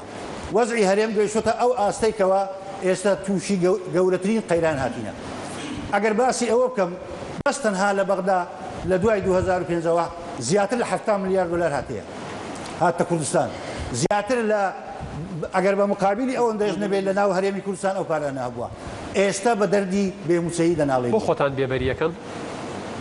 ئێمە ماوەی ساڵێکە لە ناو حکوومەتی هەرێمی کوردستانی لە ناو حکوومەتێک ناوی حکوومەتی بنکەفراوانە و وەزارەتانەیە سەرۆکی پەرلەمانتانەیە جێگری سەرۆکی پەرلەمانی بەغاتانەیە ئێمە بۆ دائیمەن وا خۆتان پیشانەدەن کە مەغدور بوون و ئێوە خەیشتە دەسەڵاتێکتان هەیە لەم وەسەیە ئێمە لە باوەڕبوونمان بە سازان لە حکوومەتی هەرێمی کوردستانی ئەی باشە پشتگیری و هەڵوێستیمان لە بەرامبەر داعش و سازان نییە پشتگیری و هەڵوێستیمان لە بەرامبەر حکوومەتی عێراق ئەوە سازان نییە پشتگیری و پشتیوانیمان بۆ ناردنی هێزی پێشمەرگەی کوردستان بۆ کۆبانی ئەوە پشتگیری و هەڵوێستی نییە و چەندینی تر و چەندینی تر سپاس دەکەم کاک ساماڵ ئەچینە لای کاک ڕێباس فەرموو من پرسیارم هەیە ئاڕاستەی کاگەکرەمی دەکەم یەکێک لە پرسیارەکانم ئەوەیە ئایا چ بە سازان چ بە پرۆژەی یاسا چ لە داهاتوودا پارتی دیموکراتی کوردستان ئامادەیە بڵێن ئاژانسی پاراستنی ئاسایشی کوردستان کە لە ناو پۆستی سەرۆکایەتی هەرێمە تەسلیمی لایەنە سیاسیەکانی تری بکاتەوە یاخود هەر وەکو موڵکی پارتی دیموکراتی کوردستان دەبینێتەوە ئەوە پرسیاری یەکەمم. پرسیاری دووەمم هەر بۆ کاگەکرم هەمووی هەرسێ پرسیارە عفو هەرسێکی بۆ کاکرم پرسیاری بکەی بۆی کات بۆ هەموو میوانازیدا دەشبین مەمنونە بم. بەڵێ پرسەکەتان لەسەر سازانی نیشتیمانیە من پێم وایە سازانی نیشتیمانی لەسەر بنەما دەکرێت بەڕێز کاکرم ئێوە هەز دەکەن بەوەی کە بنەمای سازانی لایەنە سیاسەکانی هەرێمی کوردستان لەسەر ئەو پرۆژە یاساییە کە لە پەرلەمان پێشکەشیان کردووە لە کاتێکدا ئێوە پرۆژە یاساتان نییە و کە پرۆژە یاساتان نییە بۆ پۆست سەرۆکایەتی هەرێم و قسەتان ئەوەیە کە گوایە 23 حوزەیران بە مردووی لەدایک بوو کوتەتایە بە مردووی لەدایک بوو لەلایەن لایەنە سیاسەکان سەرەتایەکی نوێ و زۆر بە زیندویش لەدایک بوو ئایا چۆن سازا دەکەن چۆن سازانی زۆر سپاس کاکرێ بوار دوو پرسیارمە پرسیارەکەمان بۆ کاک ساڵ لەسەر و بەندی پێکەرانی حکوومەتی هەرێمی کوردستان ڕێکخەری گشتی بزوتنەوەی گۆڕان نەوشیروان مستەفا لەگەڵ سکرتێری مەکتەبی سیاسی پارتی دموکراتی کوردستان فاضل میرانی ئەوەی ڕاگەیان هەر پرسێک ڕاهەندی نیشتیمانی هەیە پێویستە لە دەرەوەی پەرلەمان سازانی نیشتیمانی لەسەر بکرێت باشە ئەوە پێتان وانە لە قسەکەی خۆتان دووڕوویەک پیشاندرا لەو بابەتە یاخود هێزێکی دەرەکی کاریگەری لەسەرتان نەبوو بۆی 23 حوزەیران دروست ببێت و ئەوان جامەکەیەکە نیوەی خەڵکی کوردستان زیاتر لێی ناڕازیە پرسیارێکی ترم بۆ کاک شوان یەک پرۆژە یاسام پێ بڵێ جەنابی سەرۆکی هەرێمی کوردستان لە مەساڵحی پارتی تێپەڕی کردبێ و هەروەها حەقی ئەوەشت پێ دەدەم کە مەترسی لەسەر هەرێمی کوردستان نییە چونکە جەناب دوابزانم دەرکرد بەوە نەکردووە بە درێژایی 1000 کیلۆمەتر زیاتر هەرێمی کوردستان لەسەر ئانسەری کوردستان بە پێشمەرگە و بە سەرۆک و بە زۆربەی هەر زۆری خەڵکی کوردستان دژی حکومەتی عێراقی و دژی تیرۆرستانی داعش وەستاونەتەوە لەبەر ئەوەی دیفاع لە وڵاتە بکەن تەنانەت یەک کادر و یەک سەرکردەی جەنابیشت یەک ڕۆژ سەرما و گەرمای ئەو بەرانەی جەنگارەی نەبینەوە بۆیە جەنابەت لێرە باسی ئەوەکەی و حەقی ئەوەشت پێ دەدەم چونکە باسی ئەوانت کرد بۆیە وەزعی هەرێمی کوردستان زۆر سپاس کاک سامان کاک ڕێبوار کاک سامان مایکەکە بگاتە لای کاک سامانەت بێت باس پێم وابێ هەمووتان لەگەڵ سازان هیچێ لەگەڵ سازان نییە دیارە دەرەوە ئێران و تورکیا و سووریا لەگەڵ سازانی چێ لەگەڵ بۆ ڕووی دەمت لەکێ پرسیارەکەت بۆ پرسیارمەوەی ئەڵێم بۆ کێ پرسیارەکەم بۆ کاک ساماڵ ئەڵێم هەموو حزبەکان لەگەڵ سازان نەوشیروان مستەفا نەبێ و کۆمەڵ و یەکگرتوش بوونەتە پاشکۆی ئەو حزبانە پرسیارە ترشم ئاراستەی کاکەڵەوەکەم کاکەڵە خۆت باشە زانی لە ئەوەی کە پێش ئەوەی پەیوەندی استراتیژی نێوانێکی پەرتی بەسرا نەوشیروان مستەفا بۆچی ماوەیەک ئەوەی ڕاگرت بۆچی جیا بووە لە پارتی خۆت باشە زانیت و ئاگاد لێ نەوشیروان مستەفا لەسەر ئەوە جیا بووە باش بانەچینە باسی مێژوو ئەوە بکە ئایا بۆ ئێوە سوور ئەزانن نەوشیروان مستەفا دژی خودی جەنابی سەرۆک و بنەماڵەی بارزانیە لە مێژەوە تاکو ئێستا سپاس دەکەم کاک پێشەوە پرسیارەکە یەک ڕوونکردنەوەی بیتێ یەک دەقە مایکەکەی بیتێ مایکەکە و ئێوە لەگەڵ ئەو ڕای نەوشیروان مستەفان کە لەگەڵ پارتی سازان کە خۆت باشە زانی لەگەڵ سازانی بریوادار ڕوونکردنەوە بدەی گۆڕان لەگەڵ سازانەیانە سپاس کاک پێشەوە من وەڵامی پێشەوە بەشارەتی پرسیارێکم لە کاک ساماڵ هەیە کە جەنابیان باسی حوسەیرانی کەروتی یاسایی و دیموکراتیش بووە من لێ پێپرسم کامە یاسا کامە دیموکراتی لە کاتێکا پەرتەوازبوونی حیزب و ناڕەزایی ئەندام و لایەنکرانی خۆیانی لەکەوتەوە یان ئەیانەوێت بەبی تەسکی خۆیان بەبێ حسابکردن بۆ دەنگدەرانە نای بنێن سازان یا یاسایی لە کاتێکا دانیشتنەکەی پەرلەمانیش دوور بوو لە پەیڕەوەکانی پەرلەمان بەپێی یاسای مادەی 54 یاسای پێڕەوەکانی پەرلەمان کاکە پێشەوە پرسیاری دیکەت هەیە پرسیارێکشم بۆ کاک شوان هەیە کە جەنابیان باسی یاسا سالاریە کات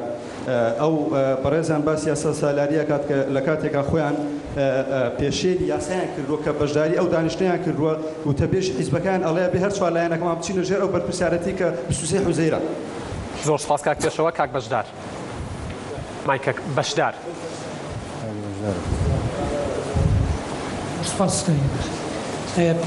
هەستیتە سەر پێ ئەرک نەبێت ببوورە وەڵام من دوو پرسیارم لە کاکەکەم هەیە یەک بەس مایکەکە نزیک بکەیتەوە کاکە دوو پرسیارم کاکەکەم هەیە پرسیارێکی لە کاکەڕۆی پرسیارێکی لە کاک ساماڕ تەنها کاتی دوو پرسیارمانەیە زۆر باشەوە یەک داوا کاک ئەکرم پرسیار دەکەم کەی پارتی دەرفەتی بۆ ڕەخساوە بە سازان پرۆژەیەک تێپەڕێنێ نەیکردبێ ئەتو باس حکوومەتی ئێتلافی بن کە فراوان بۆ مەکە چکەوە ئیستیحقاقە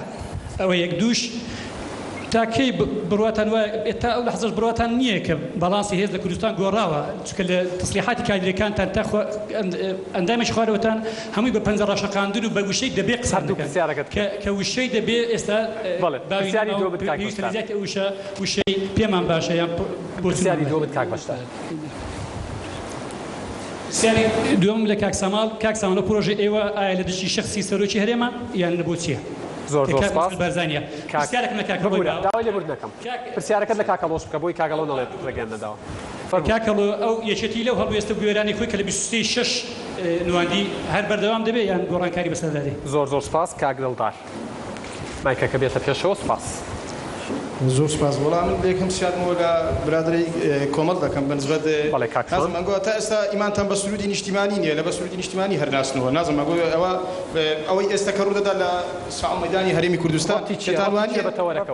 ڕەبتی چێ بەتەوەرەکەەوە سرودی نیشتیمانی و سازانی نیشتیمانی ڕەبتیان چییە؟ ئەگەر پرسیار لەسەر سرودە لەسەر سرودی جواب بدەدەم وەگە لەسەر شتی تریش باشە با پرسیارەکەت بکە مایکەکەت نزیک بکەیتەوە باسی یەکسانی مەسەلەی دادپەروەری و کۆمەڵێک هەندێک پرۆژە یاسا دەکەن باشە ئەوە یاسایە لە ژوورە تاریکەکان ئەو یاسایە تێپەڕکرێتن لە مەکتەبی سیاسیەکان کۆبوونەوە بکرێتن بینە ناو پەرلەمان هێزەوەی اتفاقێکی ژێر بەژێرینە بۆ تا بلۆ کودەتایەک بۆ بەرامبەر پارتی بەکاری بینن ئەوە یەک دواتر جەنابی سەرۆک کە لە سەردانەکەی لە ئەمریکا و لە ئەوروپا گەڕایەوە هەموو لایەنە سیاسیەکان کۆبوون و فەرمو بڕیار بدەن بەرەو سەربەخۆی دەوڵەتی کوردستان ڕابگەرن باشە ئێوە ئامادەیتان چێدا بۆ ئەو لایەنە سیاسیانی کە ئێستا اتفاقتان کردێ لە ژوورە تاریکەکان ڕەبتی نییە بە تەوەری ئەمڕۆمان تایبەت نییە بە سەربەخۆی کاک دڵدار تکایە کاک دڵدار ئێوە فەرمو کێشە دروست مەکەن پێدوانە بۆ ئەوە هۆکارێک بیت لەوەی کەوانە نایانەوێت سازانی نیشتیمانیان خۆمە دەستی کەسمان نەگرتێ بە ئەعلانی دەوڵەتی کوردی بکات زۆر سپاس کاک دڵدار کاتم نەماوە ببورە کاک دڵدار کاتم زۆر پێدای کاک دڵدار زۆر سپاس بینەرانی عەزیز ناوبڕێک و دێنەوە لاتان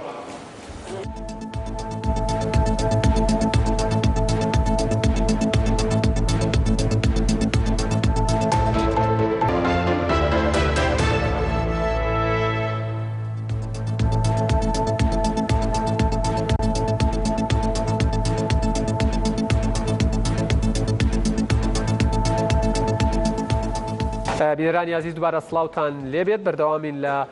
ئەمەڵقەی دووجار بیرکەرەوە کە تایبەتە بە قسەکردن لەسەر سازان لە نێوان لایەنەکان و هەروەها پەیامەکەی ئەم شەوی سەرۆکی هەرێم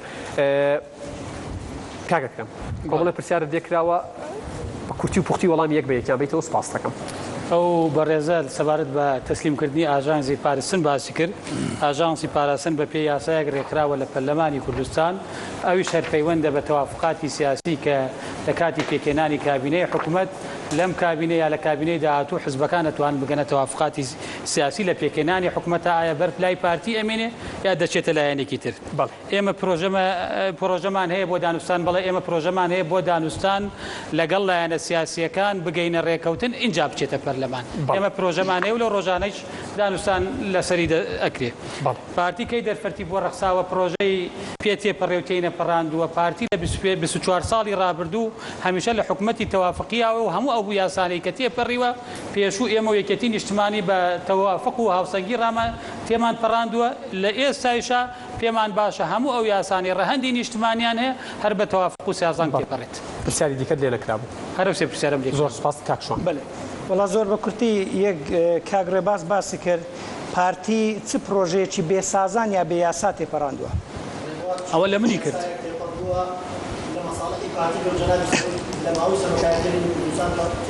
زۆر سپاس نەزم بێ سازان یا من نەمگوتە بێ یاسایی تێپەڕاندووە جا حەقی نییە بێ یاسایی تێپەڕی دەنگت ناگە هاوڕێ سپاس زۆر سپاس بە هەر حاڵ پارتی ئەمن نەمگوتیە بەنایاسایی پرۆژەی تێپەڕاندووە و حەقی خۆشی نییە و پەرلەمان هەیە و کوتەل هەن و مەسەلەی سازانیش هەر پێویستی نەدەکرد لە بەرەوەی لە پەرلەمان دەبێ بە زۆری نەبی دوو مەسەلەی نەچوونە جەبهەوانی بەڕێزانە من وەکو تێبینی بۆ خۆم بۆ ئێوەی بەڕێزیش دەڵێم لێرە ئێمە نەهاتوین داخۆ کامەلایەن زیاتر هەوادار و جمهوری لێرە کۆ دەکاتەوە بۆ ڕاپرسی و ئیستفتا یا بۆ قسەیتر تا تعسوب و تەحەزوب قسە بکەین ئێوە هەموو ئینسانی خوێندەوارن ڕۆشنبیرن گەنجن پێم خۆشە بە موحاید و بێلایەنە مەوزوعیانە قسە بکەن مەسەلەی چوونە جەبهە بەڕێزان ئێمە حزبەگرین تا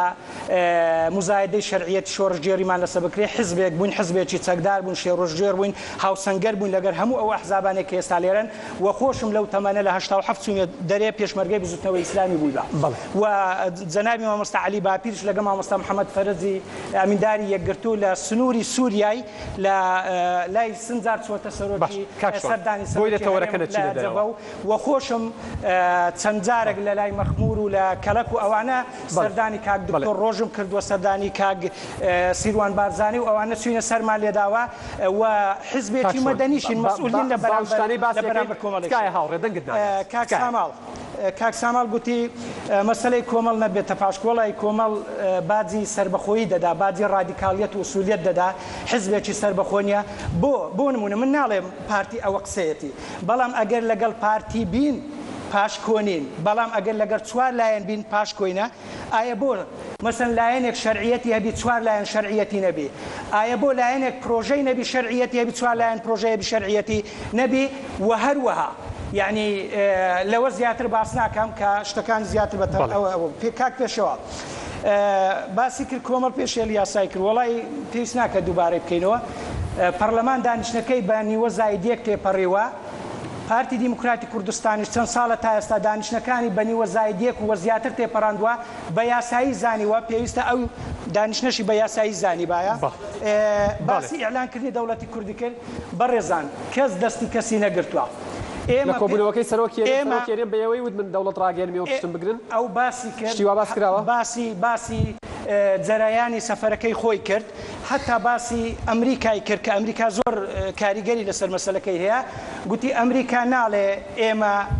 دشتانین بەڵام ناشڵێن لەگەڵتانین باشە ئەمریکا کاتە کەویستی لە ئەفغاندا و لە بەغدادا ڕووخاندی بەبێ موافقەی نەتەوە یەکگرتوەکان حسابی بۆ کەس نەکرد چەند شوێنی کردنە دەوڵەت توانی وڵی برام ئەوە لەگەڵ بوونی ئەگەر ئەمریکا بیەوێ لەگەڵت بی دەرێ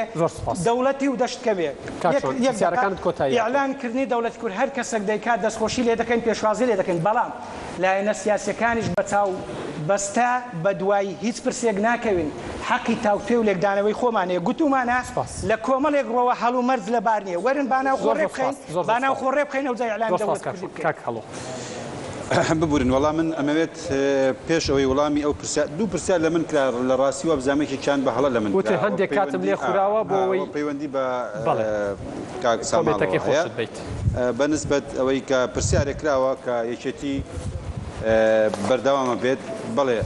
یەکێتی بەردەوامە بێت بەڵام بە چ شێوازێک من ئەمەوێت ئاماژەیەک بەوە بم لە ڕاستی ئەم پرسە گرنگە کە هاتوتە بەردەمی لایەنە سیاسیەکان ئێستا پرسێکی ئاسان نییە پرسێکی بابەتێکی مەدەنی نییە پرسێکە کە تەئسیری لەسەر چارەنووسی میلەتەکەمان هەیە پرسێکە تەئسیری لەسەر شێوازی حکومڕانی لە وڵاتەکەمان هەیە و ڕاستە هەموو لایەنەکان داکۆچی لە سازانەکەن ڕەنگە خوێندنەوەی لایەنەکان بۆ سازان جیاوازی هەبێت بەڵام لەگەڵ ئەوەشات دوجار دڵنیاتانەکەین لەوەی کە دوجار لایەنە سیاسەکان ئەبێ بە سازان پێک بێن بۆ ئەوە واقعەکە کوردستانی تیاژی لە ڕاستە لە ناو سازانەکە کێشەی گەورە هەیە جیاوازێکی زۆر هەیە لە بینی لایەنەکان لەسەر سیستەمی حکومڕانی لایەنێکەڵێ پێویستە لە ڕێگای خەڵکەوە دەنگبێت و سەرۆکایەتی وەڵامی پرسیاری دیکە شماوە لێتانەکرێت چەند لایەنێکی کەش هەیە کە ئەڵێت پێویستە پەرلەمانی بێت یعنی ئەمە دوو ڕوئیای زۆر جیاوازە ئەم دوو ڕوئیا جیاوازە فعلا ئەبێت لەسەر مێزی گفتوگۆ بگەنە ئەو قەنەعەتە شێوازێک بدۆزنەوە یاخود ئەبێ هەمویان لەسەر یەک شێواز پێک بێن و ئەگەر لایەنە سیاسەکان لەسەر ئەمە پێک نەهاتن دوجار ئەبێ بگەڕێنەوە بۆ پەرلەمان ئیتر بە پرسیارەکان یا بە هەر شێوازێک کات لە بەرژەوەندیمانە پرسیارەکان دۆڵام دایەوە پرسیارێکە بوو ئەڵێن بەردەوامین بەڵێ بەردەوامی بەڵێ کاک ساماڵ بەنسبەت مەسەلەی سازان کە باز لەوە کرا کاک نەوشەروان مستەفا باز لە ڕاهەندی ئەو یاسایانەی کە ڕاهەندی نیشتیمانیان هەیە بە سازانەوە ئێستاش ئێمە لەگە سازانی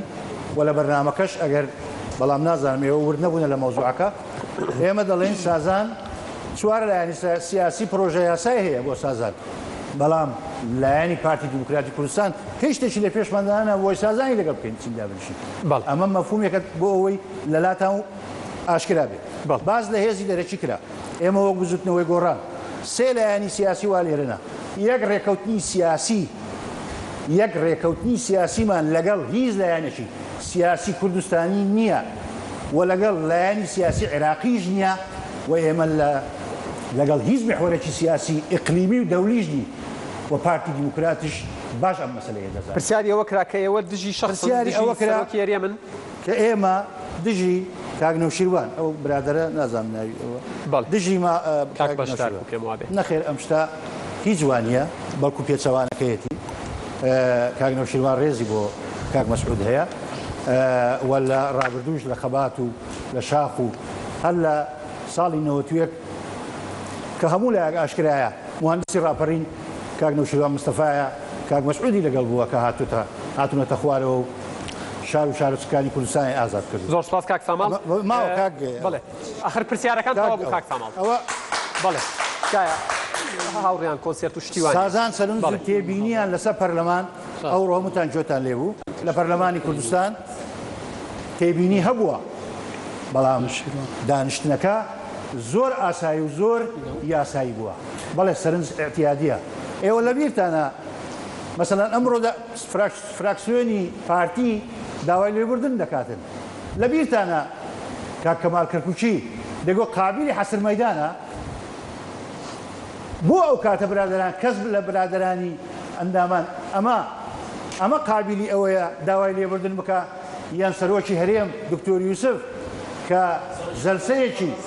سەرۆکی پەرلەمان جەلسەیەکی ئێعتیادی و زۆر یاسایی بەڕێوە بردووە. زۆر سپاس کاک سامال. هاوڕێیان لە کۆنترۆڵەوە پێمەڵێن 8 خولەکم ماوە کاتی تەنها یەک پرسیار هەیە. کاک ڕێباس مایکەکە بچێت بۆ لای کاک ڕێباس. کاک ڕێباس لێرەیە؟ بەڵێ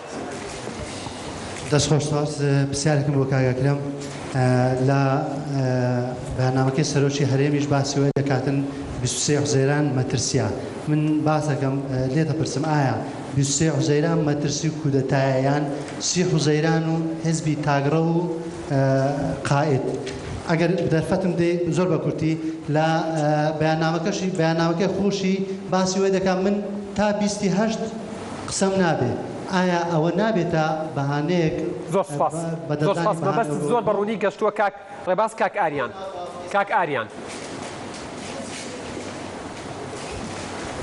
کاگاریان تەنها کاتی یەک پرسیار پێ سپاس دەکەم. پرسیارێ لە کاک ساماڵەکەم. بەڵێ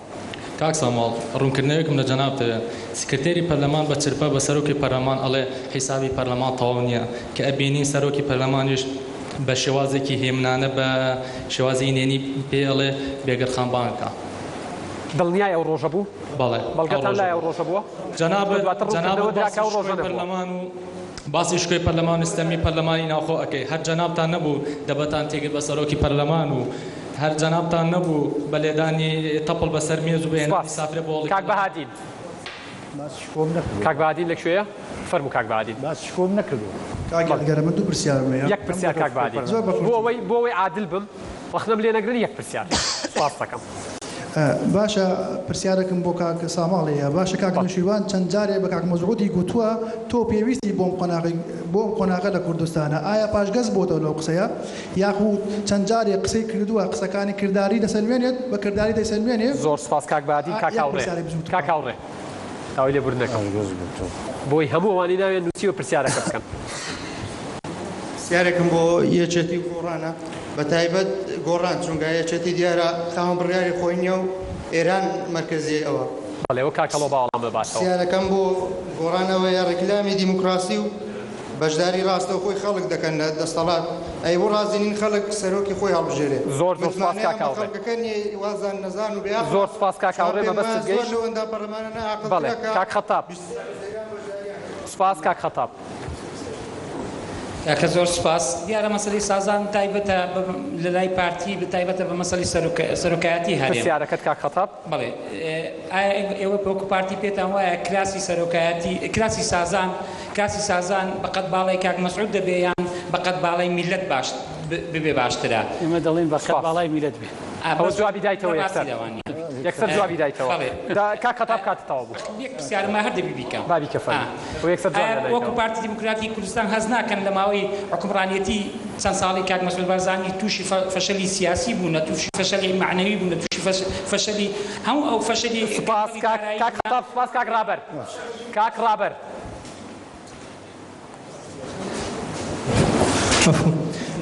کاکەڵۆ پێتاوانی ئێوە لە دەنگدان دەرسن چکۆ انتخاب دو انتخاب دەنگتان کەم دەکات فەرمون با لە مەسایلی سەرۆکایەتی هەرێم دەنگدان بکرێ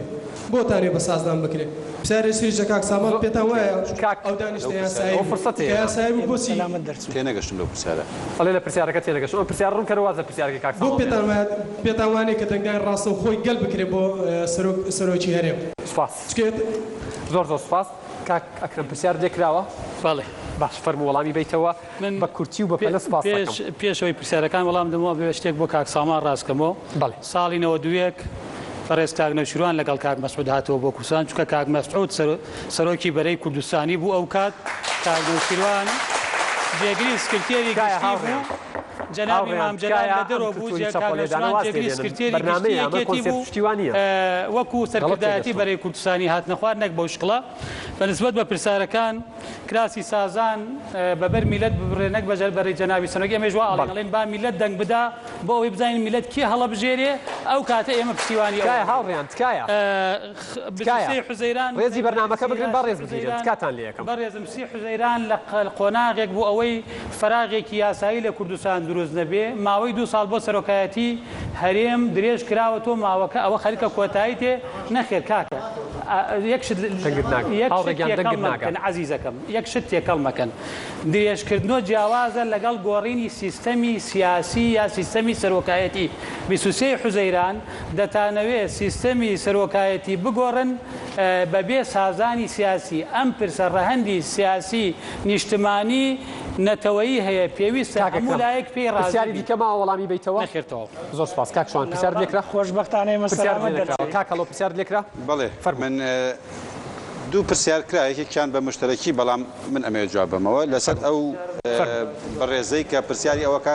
یەکێتی خاوەنی بڕیار نیە و باسی وڵاتانی دەروجی پێویستە ئەو برادرە بچێت مێژووی یەکێتی نیشتمانی کوردستان بخوێنێتەوە لەو کاتەی کە دروست بووە یەکێتی خاوەنی بڕیاری سربەخۆ بووە و خاوەنی داهێنانی سربەخۆ بووە و ئێستاش خاوەنی پرۆژە و بڕیاری سربەخۆیە و یەکێتی لایەنی حل بوو بۆ مشکیلەکان لایەنی تەرەف نەبوو بۆ مشکیلەکان و یەکێتی زۆر تەسحی بە خۆی داوە چۆن ئێستا پێشمەرگەکان یەکێتی نیشتمانی کوردستان یەکەمیان هێناوە لە جەبهەکانە لە شەهید بوونە هەروەها لە بڕیاری سیاسیشا بە هەمان شێوە لەبەرەوە تکایە با ئێمە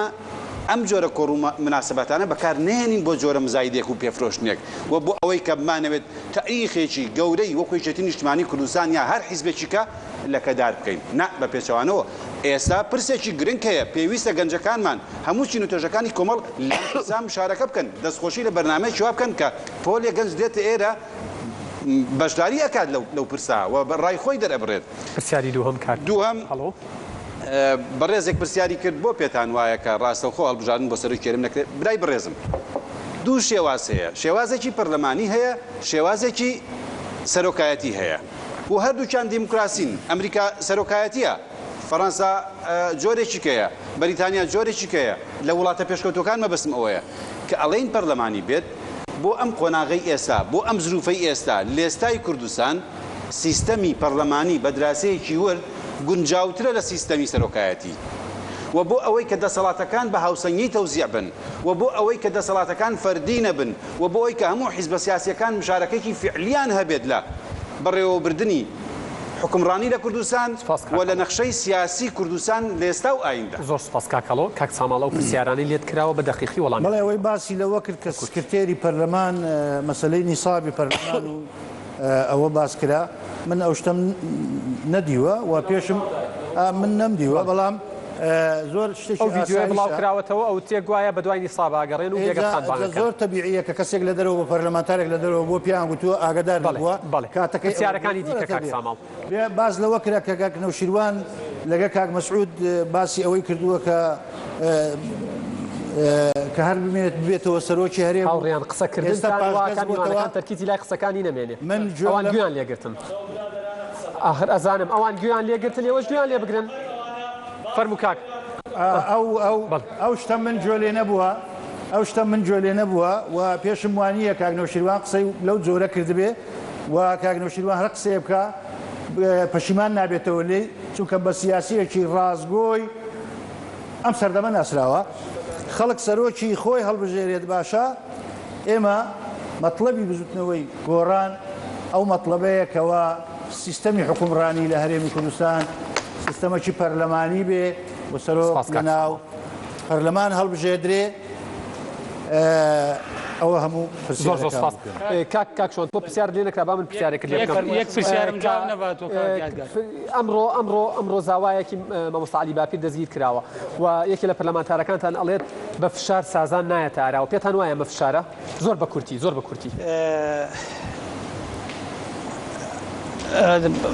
ئەمە ناڵێن ینی گرتنی ئەندامێک پەیوەندی بە مەسەلەی فشارە نا ئەوە ناڵێن لە بەرەوەی حاڵەتێکی تەبیعیە مەسەلەی گرتن بەڵام بۆ نمونە ئەگەر لایەنی مقابل ناتەبیعیش بی لەبەر فشار بی ئیتر بە هەمان شێوە هەر وایە ینی خۆ ئەگەر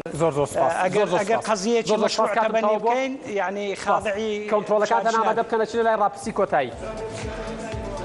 ڕاپرسی کۆتایی ناوە مەڵخەی دووجاری بکەرەوە پرسیارەکە لەسەر شاشەکە دەرکەوێت نەبێ کەس دەست بە دەنگدان نەکات تا ئاگادارتانەکەمە بۆی دەنگێ نەفەوتێ پێت باشە سازان بۆ پرسی سەرۆکی هەرێم یەک لە مەکتەبی سیاسی حزبەکان بکرێت دوو لە هۆڵی پەرلەمان بکرێت سێ بڕیارم نەداوە ئاگادارم کردنەوە دەست بە دەنگدان بکەن فەرموون تەنها سی چرکەتان هەیە